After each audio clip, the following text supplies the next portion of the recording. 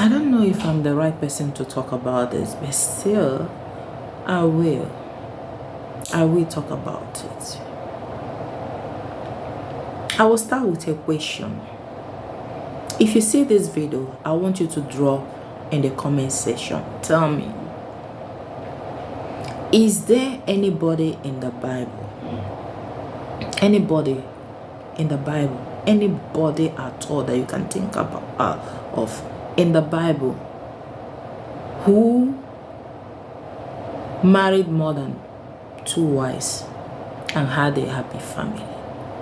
Tell me. This brings to the fact that polygamy is never supported by God. I know some people will come with their theory. Whether you like it or not, polygamy can never be associated with God. Come to think of it, if God is in support of it, why didn't he created man and then 2 women for Adam? At least that should be the foundation, because we see the example has been laid before us, and then if you do as God did, then you're justified. But he laid good example for us. He created a man and then a woman. I know some people will come with the argument, so many people in the Bible married 2 wives. David married 2 wives.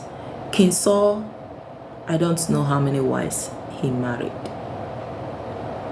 But when you think about it, you should know that these are the people who God is trying to work with.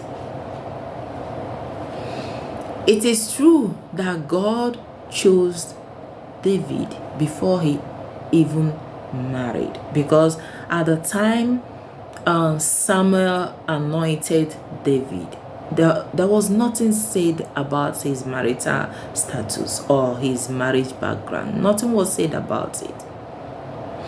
And as time goes on, we now found out that he started getting married to people along the way. And most of the women he married were this marriage intention. Actually, if you read in between the lines, they were not good intention. Most of the women he married were economically motivated. You remember Abigail. Her marriage to David was economically motivated. I remember when he was hiding from King Saul, he was living the life of a hooligan. So what did you expect? Then let us go back to the book of Old Testament, to the story of Abraham. Sarah convinced the husband to marry, to sleep with the housemaid, to sleep with Hagar, and that action brought about what? The birth of Ishmael. And sometime later, after so many years, Sarah now gave birth to her own child, Isaac. Don't you know the story? Should I go on? Was God in support of that? No. There is something we should know about our God. When you talk about what the French man will call liberté, liberty, if you didn't talk about God, I wonder who else you will talk about. When you talk about the right, the freedom to exercise your right, if you didn't talk about God, I wonder who else you will talk about. Even in his mightiness, even in his Godship, with all his powers, he doesn't force himself on us. He still gave us the right to be who we are, but still he gave us a choice. That is also the right. He gave us a choice and told us for whichever choice we made, whichever choice,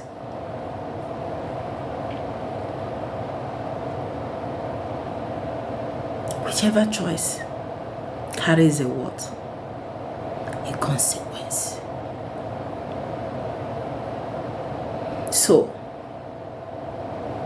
if our choice carries consequence, how do you want God to dabble into your case? How? Remember, Adam and Eve made the choice to eat what? The apple, even when God gave them the choice, lay all his cards on the table, told them what will happen the day they will eat the tree, the fruit from the tree of knowledge and evil.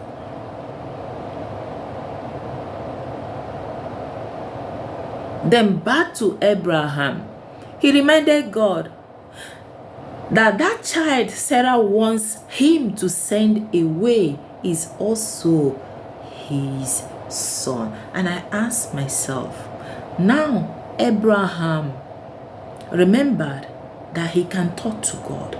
Abraham remembered that he can hear God's voice. Abraham remembered that when God says a word, that he will hear it immediately. It's not like us that will pray some days or so before we hear from God. He talks to God. He hears God's voice. He even talked to angels. He prepared food for them, meaning he has direct access. Why didn't he contact God when Sarah came with that idea? He didn't contact God. He was carrying the little Abraham between his legs, got into his what? Brain. Then when Sarah reminded him that child is the son of his slave girl, must be sent away, that was when Abraham then remembered he would do what? Talk to God. But what? God shot him. Yes, send that child away. Meaning what? God was never in support of that, because there is always a drama with it. And then you ask yourself, if he had access to God, why didn't he ask God from the initial time? Why didn't he ask God at the beginning? Or should we talk about Jacob and his two wives who happened to be blood sisters?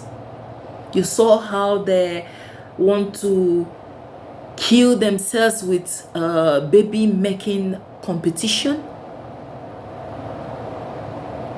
Polygamy always ends with a heartbreak, with regrets, with had I known at last,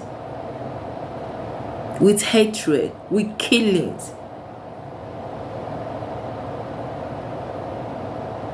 Think about Gideon. After his death, what happened to his children? What happened? One stood up and finished the rest. If they were from the same mother, would that have happened? Tell me, where in the Bible